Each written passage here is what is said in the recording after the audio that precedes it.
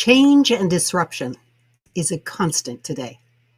On this show, Dan Jones will join me to talk about how to bring calm to our day, regardless of the amount of action we must take. So stay tuned.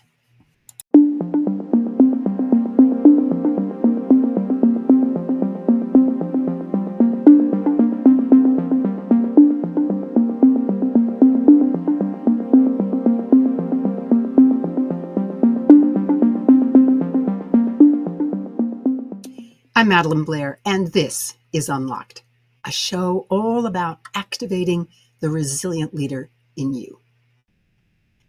There's a great deal of change in our world today, change that is coming fast and furiously and is overwhelming. I've worked in this arena for years and have explored how to prepare you to be more resilient by seeing the options and choosing the best ones for you. My work in resilience begins with the definition that resilience lives in that moment when you decide how you will react to the disruptions in your life. When I think about what my guest does through Tai Chi and Qigong, I can see you being even better prepared for exactly that moment. Following his approach, you are calmer and can think more clearly about what options are present and the best strategy to choose. But I don't wish to steal his thunder, so let me introduce to you Dan Jones. Good morning, Dan. Good morning, Madelyn. How are you? I'm well, thank you. Let me tell the audience a bit about you, because it's very exciting what you have done. Dan Jones, I should really say Sifu Dan Jones is the owner and founder of Moving Stillness Healing Arts, a training business that teaches and promotes the fluid, graceful art of Tai Chi, Chuan, Qigong, whole food diet and nutrition counseling, food and wellness education, and health coaching support and motivational services. He is a board-certified holistic health practitioner accredited with the Association of Drugless Practitioners. And he is a retired law enforcement officer and security professional with over 38 years of combined experience in law enforcement, undercover operations, hostage negotiations, pressure points and control tactics instructor, spontaneous knife defense instructor, ASP tactical baton instructor, executive protection and security management. I want to tell you, Dan, that is such an impressive list. I don't even understand what some of it means, but I know it's important. And there's even more, but now let Sifu Dan Jones tell you about himself. Dan, welcome to Unlocked.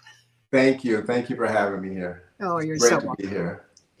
You know, it's amazing. Resilience really begins when we enter this world. I mean, we're a resilient species. But I think there are events, even in our childhood, that help develop us. And I wonder if you could talk a little bit about you becoming resilient as a child, growing up in whatever you grew up in. Absolutely. Absolutely. Well, I was born in Detroit, Michigan in 1954. And when I was 4 years old, my father couldn't find work. So we moved to San Francisco, California for 6 years. And this was back in turbulent times in the late 50s and 60s, and the racial tension was pretty strong. So my mother, who grew up and was born in Georgia, she grew up even worse sensitive racial times. So she was very strict with us and very protective. And I'm the oldest of 5 children. So right away, responsibility. So I was 4 years old when I moved there, but at the age of 5, I became like a young man. In other words, I didn't really experience my childhood the way most people do. My father he got a job driving the truck, so he was gone most of the time. So it was me, and at that time, only my 2 brothers, the one just under me, and the one he was a little baby, and I was 4 years old. Well, it was, like I said, the times were kind of racial sensitive, so we lived in the projects. It was kind of a low-income housing, and but that's what we could afford at the time. So there were like little groups of gangs of kids that had already been there. So right away, I'm the different kids. So I grew up right from then having to defend myself from these kids. And my job at home was protecting my younger siblings. So when I went out to play, it was all about protecting my younger brother because he was the one. I was 4, so he was like 2. I think he was 2 at the time. So anyway, I went to school there, elementary school there, and like I said, it was very turbulent, and I had like 2 or 3 fights a week because that's just the way it was. And I grew up with my mother having me be responsible, take care of the kids. She had to get a part-time job after a while, so I had to make sure I took care of things. During this, I want to say, during this day and age, what happened would be considered not in harmony with the laws of children growing up would be. But it was the times. And I literally, when she went to work for a couple hours, I had to do security. I cooked meals. I changed diapers. I did the things that grown-ups did as like a 5-year-old. So responsibility, protection, doing the right thing, those were instilled into me right away. And it's interesting. Those are hard things to do, but it's in those hard moments when we're rubbing up against the rock, so to speak, that we really do develop a sense of confidence so that our resilience rises. Absolutely, absolutely. And it was tested time and time again. Every day, my mother, like I said, she grew up in a family of, I think it was 7 girls and 2 boys. So back then in Georgia, they had a lot of they had a lot of trouble as far as the racial tension. And so I didn't understand as a child why she was so strict with me. And I just knew when she told me something to do, I did it. And when it came to defending myself, no matter how, even if the child was older than me, if I had to stand up for myself. So she gave me a strong sense of character and a sense of self of who I am. I have to say this. My mother was like you. She was the oldest girl, and my grandmother had 8 children. So as the oldest girl, she was doing exactly the kinds of things that you're talking about at a very young age. But that's just how things were. You're right, a different time. It was incredible. Yeah, I mean, we stayed there until I was 10, and then we moved back to Michigan and to Detroit. And when I got back there, it was at time early junior high, about this time. And my mother, we didn't have a lot of money, so we didn't have the hip clothes of the day, the right shoes and things like that. I just wore what I had. And when I went to the first school that I went to when we got back, Georgia Junior High, the kids were cliquish, okay? And I never was. I had a strong sense of self, wasn't a follower. So the girls hung out in a group, the boys hung out in a group, and then there was me. I was friendly and I communicated, but they didn't like that. So kids started wanting to fight me because I wouldn't be in the group. So it's like I couldn't win. And plus the neighborhood we lived in, there was strong gang territory. So we had to worry about the gangs, we had to worry about the fights in school. I mean, literally, I'd be in a class and a kid would come up to me and say I did something, and he'd tackle me in the class, and we'd have to go at it till the teacher broke it up.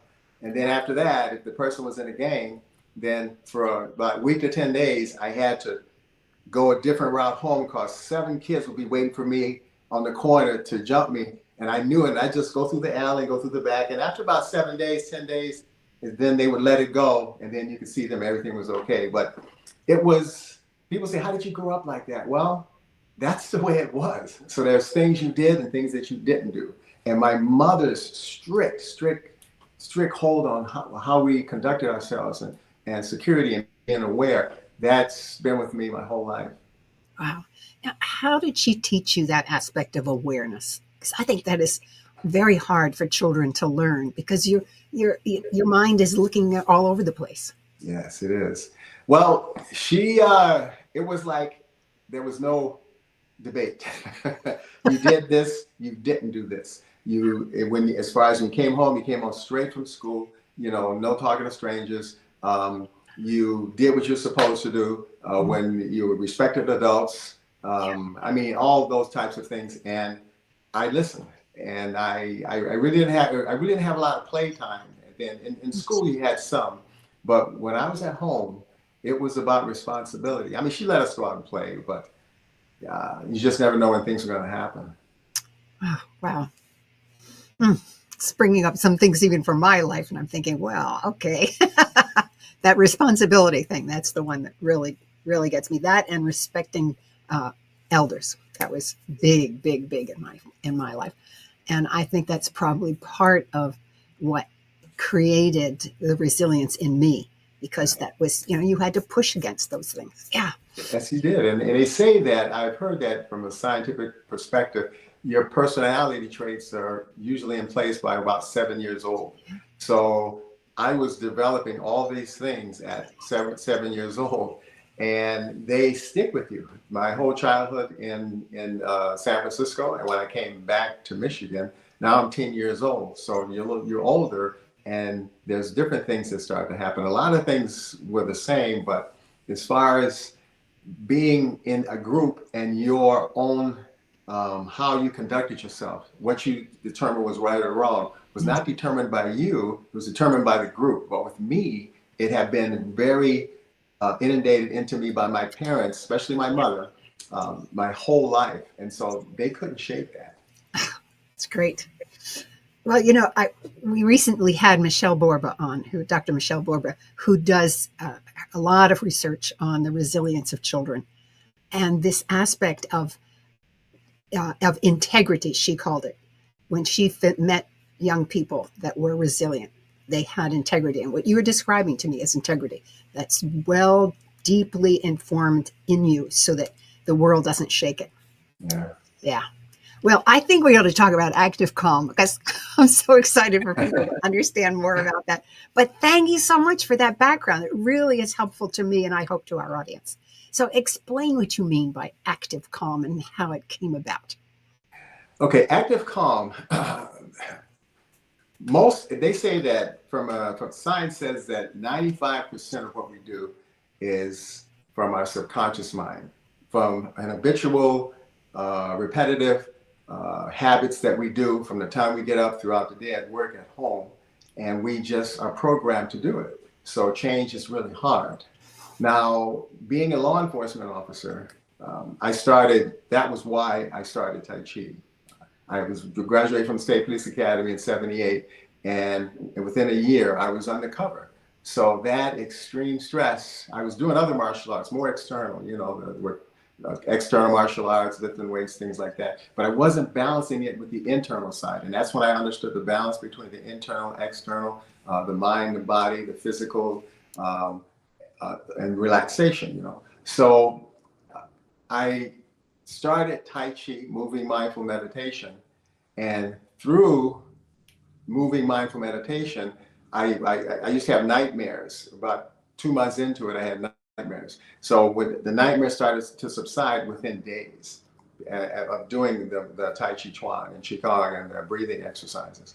So I realized that even under the most extreme circumstances, being able to utilize the principles of meditation, moving meditation, and to keep myself calm under the most extreme circumstances. So that's what I mean by ActiveCalm, being able to stay centered and in this moment, no matter where you are, not just at home in the safety of your home, but as soon as you walk out that door, practicing things like your mindful breathing, the posture, the 3 things for a meditation that are required, whether it's stationary or moving, is the mind, the body, and the breath, and coordinating those and practicing it to a point where you are training your subconscious mind to do the resilience training of the mind, body, breath, Tai Chi, Chuan, the movements that you do in moving meditation. When you practice it, it brings you into the moment. And so you're practicing being in the moment and consciously accessing your parasympathetic nervous system to relax you while you're doing these exercises. The more you do it, you are literally programming your subconscious mind to go to the relaxation response as opposed to the stress response. when a critical time occurs, because you never know when that's going to happen. So being in the moment and accessing that relaxation response time and time again will start to get into your everyday life. Oh, I love the fact that you reinforce this aspect of practice. That it has to become a practice, a habitual practice. Yeah. Yeah. Our brains are so plastic, but it does take a little time for it to do its thing. It does. It does. It just doesn't happen like poof, you know, Yeah. because somebody says it. Yeah. Well, I was going to ask you about ActiveCalm and your encounters as a police officer, but I think you've begun to talk about that a little bit. Is there some specifics though that you might share that? Oh, absolutely, absolutely. Well, going undercover, okay, there's working the road as an officer. There's different assignments and undercover work and other assignments. Well, in general, when you work the road as a police officer, you never know what you're going to get into. And it's one of the only professions, like firefighters and veterans and people who are in the military, that have to run to the danger. The average person, danger happens, you have to go away from it. We have the responsibility to run to the danger. And it doesn't matter who you are, what your person, I mean, you're a police officer, but how your personality is, it doesn't matter whether you're afraid or you're anxious, you have to go and do your job. So when you go there without connecting to your internal, your mind, your breath, some kind of active calm, you just go there to handle the situation, you are going to go there at a disadvantage because your perception is going to try to interpret what's going on.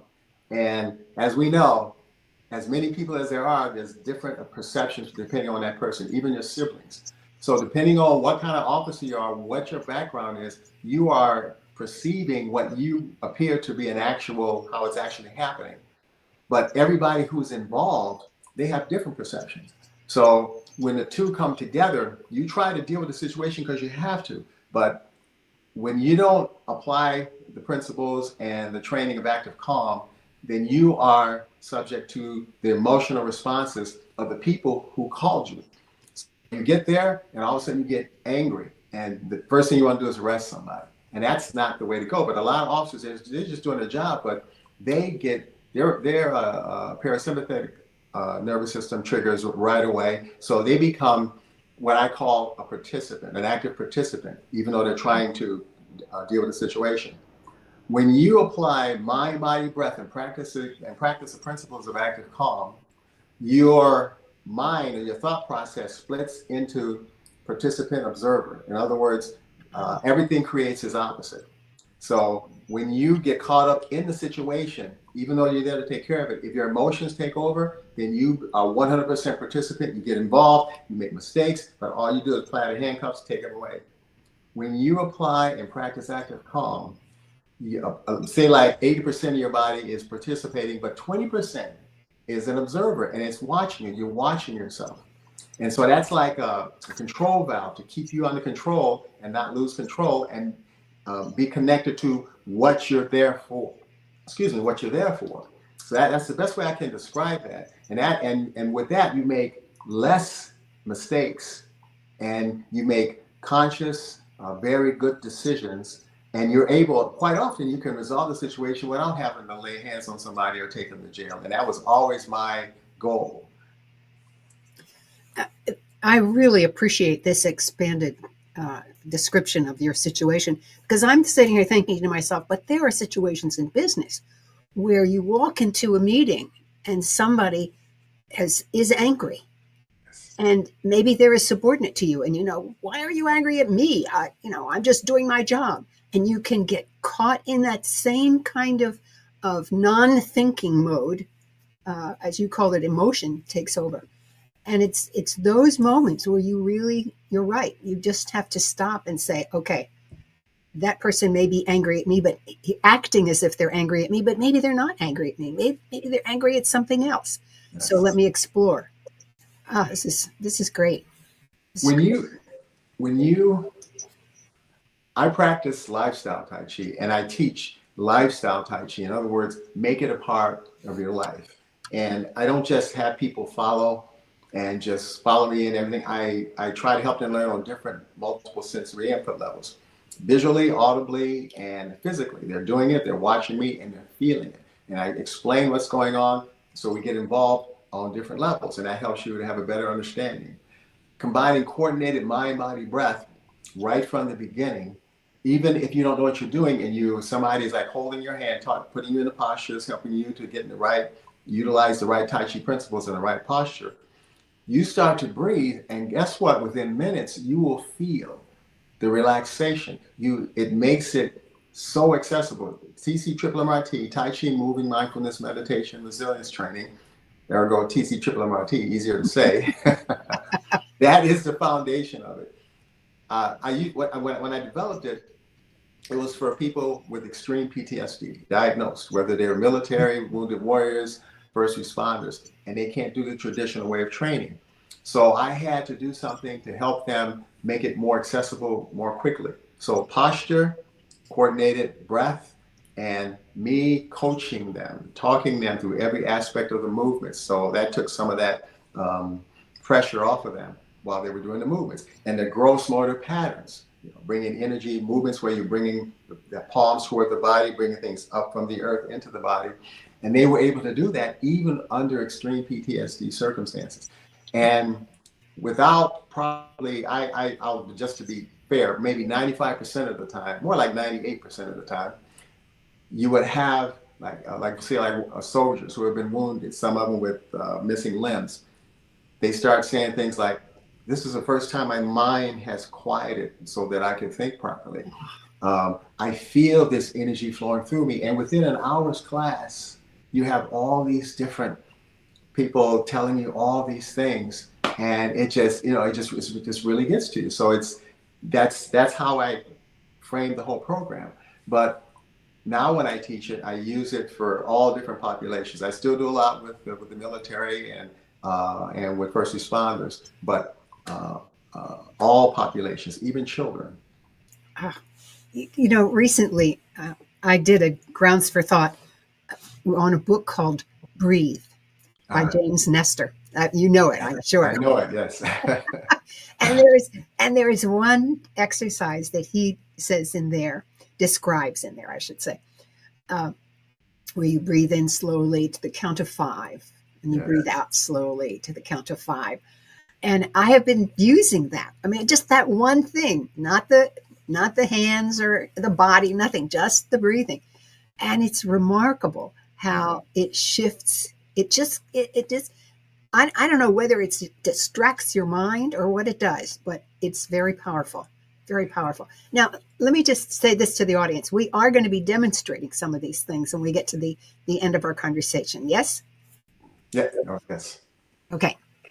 Now, you talked about I can't say the initials, but I know it's resilience training. Yes. TC Triple MIT. Okay. I'm not going to try to copy. That's okay. And that's available to anyone. Now, how do they get in touch with you? My website is Moving Stillness Healing Arts.com. Moving Stillness Healing Arts.com. And they can just go to the website to get a hold of me. My email address is djonesdragon@gmail.com. They can get a hold of me that way as well. Okay. I'm going to also post the website on the notes in YouTube. Okay. So people can check that and get to it. But is there another example you can give of how you've applied this and observed the changes in an ordinary person, not a first responder or just someone who says, "Hey, I want to take better control of my life"? Well, I have people come to me for all different reasons. Quite often, it's for medical reasons. Okay. Now, in traditional Chinese medicine, when they list the main causes of disease, number one for cause of disease is emotions. Emotions that are out of control, because emotions will occur, the energy will occur to elicit the emotion long before the physical changes happen in the body. So emotions are directly correlated to stress. Learning how to stay calm is one of the first things to keep you resilient. And I work with, the way I work with people when we're in a class, okay? I have them, I warm them up and we start breathing right away. Talk them into the Tai Chi posture. Tai Chi has essential principles, 10 essential principles. And every class you work with those principles. And that's what makes it so different than just regular exercise. So right from day one, every class, all through the class, every single class you come to, you work in accordance with these principles. And posture is part of it. If you look at people, sometimes I just take a walk and I watch people walking. And I'm seeing them hunched over, usually, doing this with their phone, or they're tilted, their back, they have all kind of issues. And the longer your body is like that, when your body is like that, you can't breathe properly. Your internal organs aren't laying in such a way. When your posture is correct, the organs lay in such a way where every time you breathe and move, they move just a little bit to stimulate blood flow. And blood in the internal organs is healing. That's how you heal, with the blood, because it has nutrients, an energy called qi. It's spelled QI, but it's pronounced chi, and it's something in the air. They learned thousands of years ago in traditional Chinese medicine and in India that there's another component in the air that is very powerful healing to us, for healing longevity, and it's the chi. And Tai Chi is about using breath, mind, body, breath to cultivate, to oxygenate the cells of the body, the internal organs. You oxygenate the blood, and the blood is fortified with oxygen and chi, and blood flows everywhere to every organ system in the body. So you can imagine how that helps for health and longevity. So I get them to understand that. I explain what's happening and what we're doing, so they understand from a mental level, their rational mental level. They can feel it with the body, and the training helps to calm them almost immediately, so you get more benefit. Now, I try from a lifestyle approach, the simple exercises that I'm going to show you, and I'll show you something that go a little beyond that. You can do them anywhere, anytime, any place. You can get into a seated Tai Chi posture, like I'm in a seated Tai Chi posture now. So I'm breathing. I'm upright. The posture is, when you're seated, you have a nice upright posture. Feet are flat on the floor, about hip width apart. Upper torso upright, relaxed. Armpits gently open, shoulders level and relaxed. Your chin is slightly tucked. Your tip of your tongue lightly touching the roof of your mouth, breathing in and out through the nose. Your eyes are relaxed straight ahead. And you visualize a string is attached, gently lifting up at the top of your head. Now I'm talking now, but I'm in that posture. And I've been in that posture the whole time we've been talking. So I show them how to learn how to get in that posture, whether they're seated at home, whether they're seated in the car. And I show them how to go to the breath, how to consciously go to the breath when you're at home or when you're in a classroom. Now, and then when there's a standing posture, it's the same thing, except you're standing. So you're standing in an upright posture. Your knees are unlocked, and there's a gentle pelvic tilt at the waist level. And then the upper torso is upright, relaxed. Your armpits are gently open, shoulders level and relaxed, and everything up to the top of the head. Chin tucked, tip of the tongue. The tip of the tongue, it completes a channel, a chi channel called the grand circulation of chi. And traditional Chinese medicine is based on the chi flowing through the meridians and such. So that's what that's about. And you breathe in and out through the nose. Nasal breathing, as Nestor's book talks about, it helps to you to breathe from the belly. Belly breathing is very healing. Breathing up here is very shallow. And so to get the benefits from fortifying the blood, from the internal health that you get from breathing properly, you need to do belly breathing. So the correct posture has a lot to do with that. But you learn by practicing it on a regular basis, your body wants to get in that posture because it's more natural, it feels better, it's healing. And like I said, you're training the subconscious mind for the subconscious response to, if you're ever slouching, okay, you just normally straighten up, just naturally. If you're getting ready to go shopping and you know it's going to be a headache, you sit up or stand there and you go through some breathing, and then you get in your car and you go. If you get there and you need more, then while you're pushing your cart, you can stop, or you can, while you're moving, you can kind of get your moving posture and breathe through your nose. If you're not talking, then you're breathing. Right? Anytime, any place. If you're going into a meeting, when I was a police officer, if the lieutenant called me in the office and I had no idea what it was, the first thing I do is go to the door, breathe in, breathe out. And I go in nice and calm, and I sit there and I stay calm. And while you're sitting there, you breathe in, breathe out. It becomes like a mantra, or what do you call that? An affirmation, Yeah. active affirmation. You know, I want to go back to where you were talking about chi. I mean, I've read about this and I've talked to you. I have never thought of it as being generated by our environment.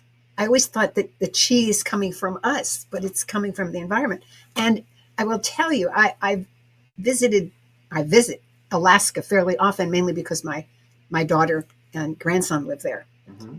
And it's a remarkably different place than the 48, the lower 48, as they refer to it. Because you will walk into the forest and you can feel, and I called it chi. And at the time, I didn't know what you just told. I said, there's chi in this forest. Because it is so wild. It is so wild.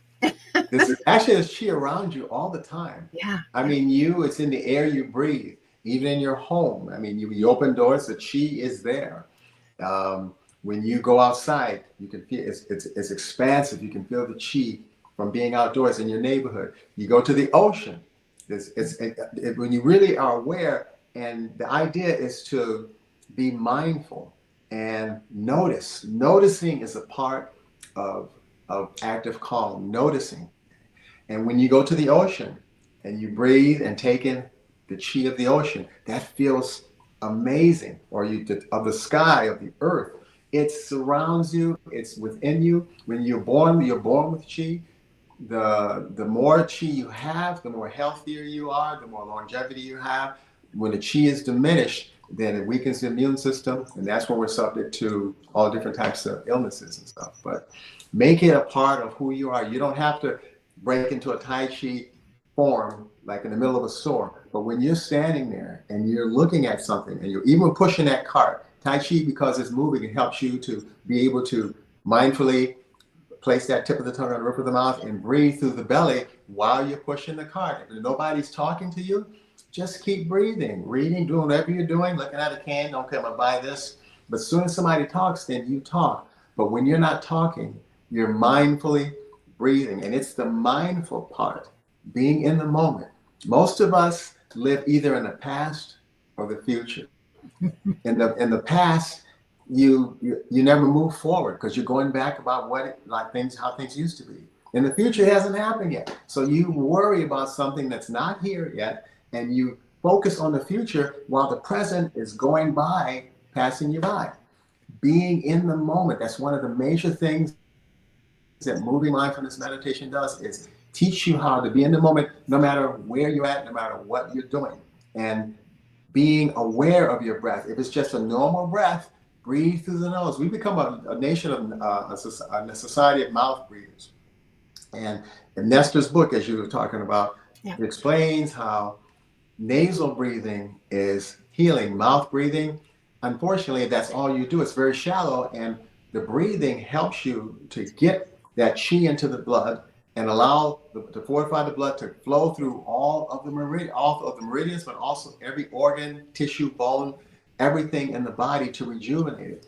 And the way to do that is through nasal breathing. So nasal breathing, belly breathing, that brings you down and immediately helps you to access your parasympathetic nervous system. Okay.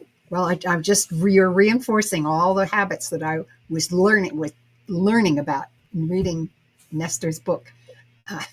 And this aspect of breathing through the nose, I would never have believed the difference that he observed, because in the book he describes his experiment of actually stopping up his nose so he had to breathe in his mouth, and how how unhealthy he became and sick he became in just a matter of weeks.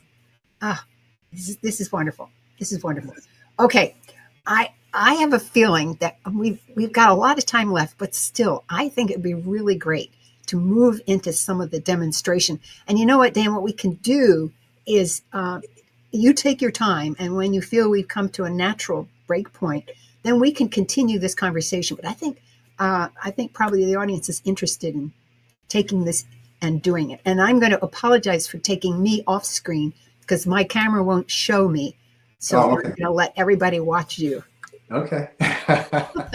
Every now and then, there is something that changes how I think about the world. Grounds for Thought is a place where I talk about these moments so that you can explore the meaning for yourself. You stand with your feet shoulder width apart, toes straight ahead, and you unlock the knees. In other words, don't keep your knees locked out. Unlock the knees. It's going to bring your center of gravity down just a little bit.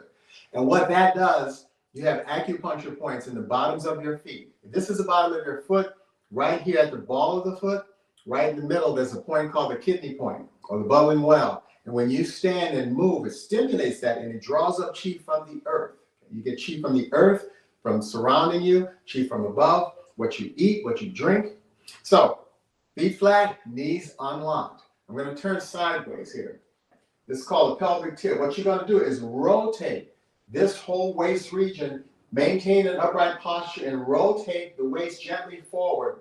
The pelvic region gently forward. It tucks the tailbone toward the floor. You'll feel a release in the small of the back. Okay, a release in the small of the back. And the upper body is upright and relaxed. So from the sides, feet flat, knees unlocked, gentle pelvic tilt, upper torso upright, relaxed. Now I'm going to face you again. Now you notice that my arms aren't just hanging like this, lifeless. You want to gently allow the armpits to remain open and the shoulders level and relaxed. Your chin slightly tucked. The mouth is closed, tip of the tongue lightly touching the roof of the mouth, behind the top two front teeth. This makes a connection called the grand circulation of chi, or internal energy. And it circulates through the body and it helps to, you've heard in traditional Chinese medicine, they have what's called meridians. It helps to keep all the other meridians, 14 meridians, moving freely and effortlessly. Okay, tip of the tongue, roof of the mouth. Mouth is closed and you breathe in and out through the nose. This encourages belly breathing. Eyes are relaxed with a gentle forward gaze. This is called looking inward.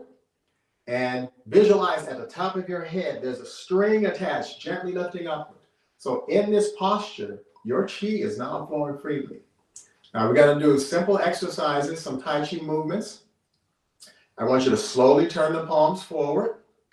Now as you breathe in, I'll turn sideways again so you can see me as I'm doing this. As you breathe in, allow your hands to slowly rise as you breathe in through the nose.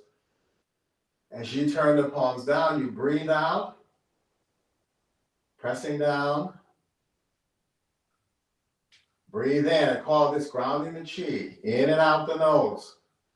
Coordinated mind-body breath. Breathe out. Breathe in, maintaining your stance. Breathe out. Now turn the palms outward. Breathe in, bringing energy from around you.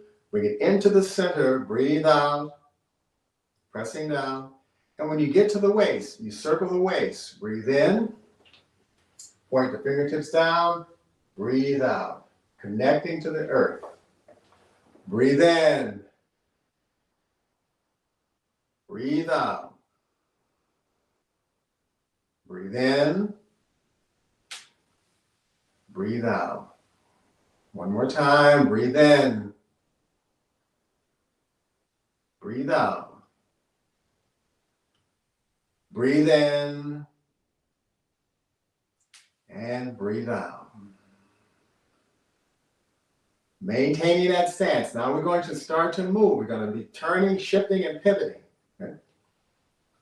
First, we're going to ground our chi. Breathe in through the nose, maintaining your Tai Chi stance. Breathe out. Take it around the waist. This is called Wudang grounding. Breathe out. That's how they ground their chi in Wudang Mountain. Now, I'm going to mirror you as we do this, as I give you instructions. First, let's ground our chi one more time. Breathe in. Breathe out, maintain your stance, shoulders relaxed. Breathe in and breathe out. Now, as you shift your weight to your right, you breathe in, pivoting on the left, turn just a little bit to the left.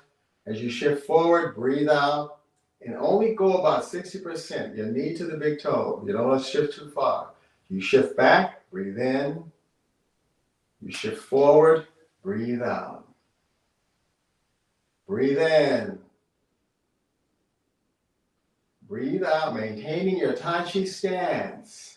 Breathe in and breathe out. Shift forward, shifting back. Breathe in, shifting forward. Breathe out, shifting back. Breathe in, shifting forward. Breathe out. As we shift back to the right, we breathe in, pivoting on the left. We turn straight ahead. Now we're going to shift across to our left. Breathe out, pressing down. Pivoting right, turning right. Breathe in, take it around the waist and shift forward. Breathe out. Shifting back. Breathe in. Shifting forward. Breathe out. Shifting back. Breathe in. And shifting forward. Breathe out. One more time. Breathe in. Breathe out. Breathe in. And breathe out. Now we're going to turn back straight ahead. As we breathe in, we shift back to the left, pivoting on the right, turning back, coming to center. Breathe out. Meditation in motion. Breathe in and breathe out. We pause, breathing normal. We do a brief standing meditation, maintaining your Tai Chi stance. Allowing instead of trying. Allowing the mind to quiet.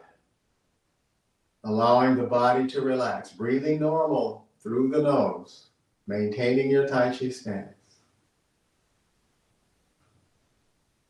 And then when we move, we mindfully and slowly begin to move. I like to open and close my hands, lift the legs one at a time, keep things moving. Now, these are what's called gross motor Tai Chi movements and patterns. It's designed to bring energy, chi, into the body. Now, how that's done is in your palms of your hands, center of your palm, they're acupuncture points called the Laogun, right at the center of each palm. Now, your palms bring chi into the body. You breathe in chi, and your palms literally can bring chi into the body. You can move chi. Energy follows thought. You can move chi through your body by thinking about it, okay? Now, when you use your hands, you notice the hands are bringing up like this. When they're anywhere toward facing the ground, even inside your home, there's chi in the earth. That's why plants grow and trees and everything. So when your hands are toward the ground, you're pulling up chi from the earth when your body's relaxed in that Tai Chi posture, and it's going in the acupuncture point, bottoms of your feet, flowing all through the body, and the hands are encouraging this. So as you breathe in, you're drawing chi up from the earth. When you press down, you breathe out, you're sending it back down through the body.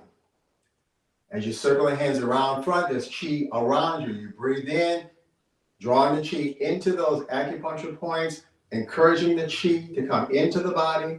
And as you press down, the chi comes down the body in the meridians, circulates around the waist belt meridian, and then it sends it down the meridians in the legs. So just by moving and relaxing, you are connecting with the chi around you. If you do this in your backyard, just imagine trees, gardens, plants, all the powerful energy, bringing it into the body. Breathe out, in and out. If you're at the beach, the ocean, as you breathe in, you visualize the entire ocean, the chi from the ocean, drawing it into the heart. Breathe out, sending it down the body. Breathe in, that's some powerful chi. Breathe out, same thing from the sky. Breathe in, you come overhead. There's an acupuncture point top of your head. Breathe out, send it in that acupuncture point down the meridians in the upper torso. Take it around the waist, breathe in and breathe out. So you are constantly moving chi, drawing chi into the body, mind, body, breath. Dan, I am so relaxed now.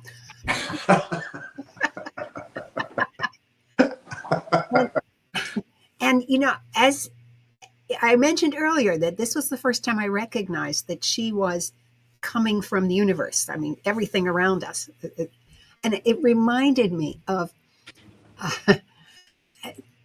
many years ago, there was a man by the name of Faraday who was trying to tell scientists that when you run electric through a wire, it creates a magnetic field around it. Well, the scientists of his time, which was what, the 18th century, they didn't believe that because they couldn't see it. Yes. And he finally found a way to show them, and it was with iron filings that he was able to show them the magnetic fields. Oh, wow, he's right. And I keep thinking of things like chi, which is invisible. We can't measure it, even though we feel it. And I'm always reminded of Faraday. He took him 10 years to make that to get that across to people. And I'm just thinking, if there was a way somebody will show and demonstrate it so we could see it, because people, unfortunately, our society, we want to see things. Well, actually, they did. I can't remember what it was. It was quite a while ago. They found the Qigong Tai Chi master, and they had this device where they hooked him up to it, and it showed how did it work. It was color. It was through color, and they had him think about a certain part of his body, and there was a color there, and then they had him move it to the heart, move it around, and he was moving, and they could see from his mind moving this energy inside of his body. I can't scientifically talk about it, but I just remember that. But a way to know, though, is how you feel. Notice how you feel. Notice how the body is relaxed. Notice when you're noticing how you feel, that's a direct connection to the heart. Okay? Instead of the head. When we stay in our head, then well, you know what happens when you do too much of that. So opening the heart, how you feel. Yeah. And I had another wonderful guest. His name is Bruce Cryer, and he was the founder of HeartMath, and he talks about the fact that the heart is 40 to 60 times more powerful than the brain. And it's like, what? and so it really makes you aware, much more aware of why these things are not just important, but effective. Yeah. And I'm also thinking about, how do I take those motions? Now, yes, I should go off somewhere in a closet or wherever I want to be private to do that. That's all right. But I love the fact that you say you can bring that to pushing your shopping cart.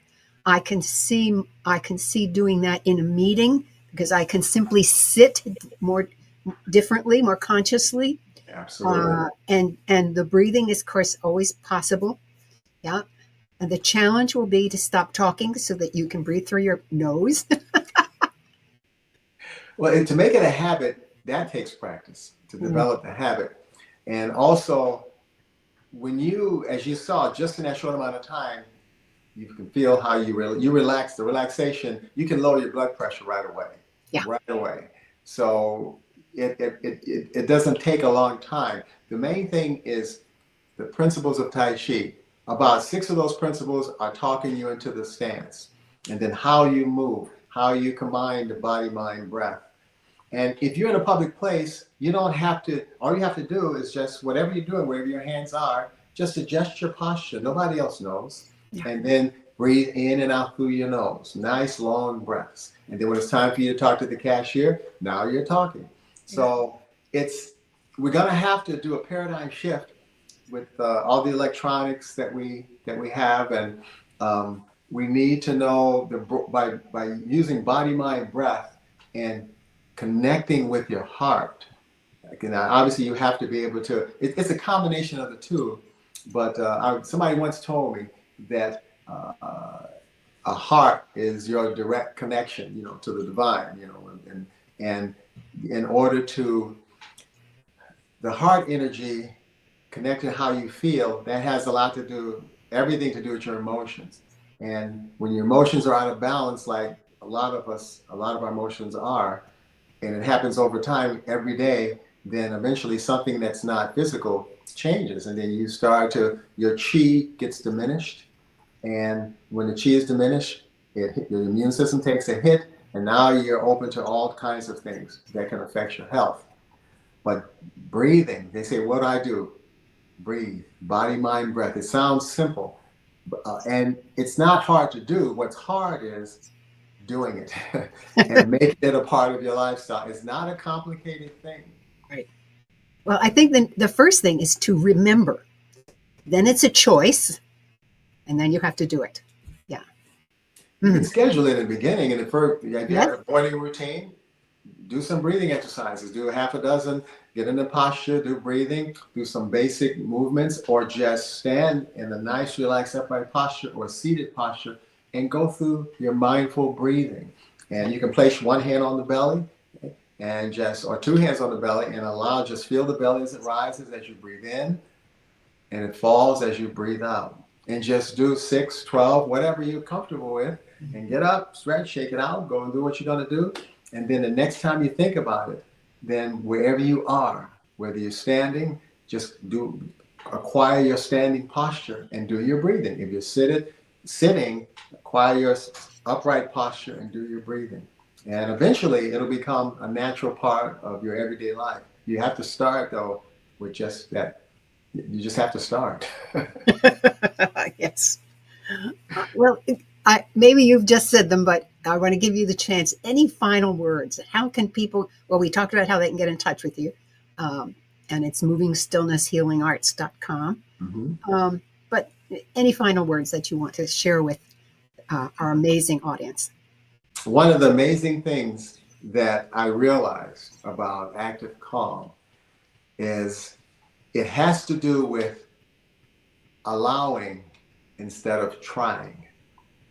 Allowing instead of trying. And what I mean by that is when you have thoughts going through your head that you don't know where they came from and you can't seem to get rid of it, get in your posture, do your breathing, and let the thoughts circulate. The only way out is through mind, body, breath, allowing it to happen. Dan Jones, as always, such a pleasure. Thank you. The pleasure is mine. Thank you. And I want to thank you, my audience, for joining me today. I hope you've learned something new. I know I already have. And I have to say, I've often asked you to ask me any remaining questions that you'd like to have answered or topics that you'd like to hear about on the show. My weekly update newsletter gives you a link to send me your thoughts directly. If you aren't already on my mailing list, please stop by my website and register for it on the contact page. I respond when I know what's on your mind. I can find amazing people to come on the show to talk about any subject that you're interested in, and I will communicate with you. And if you're watching on YouTube or Spotify, click the like button and subscribe. That helps me, but it also helps other people who are looking for this kind of information. I'm Madelyn Blair, wishing you infinite possibilities as you unlock that resilient leader in you.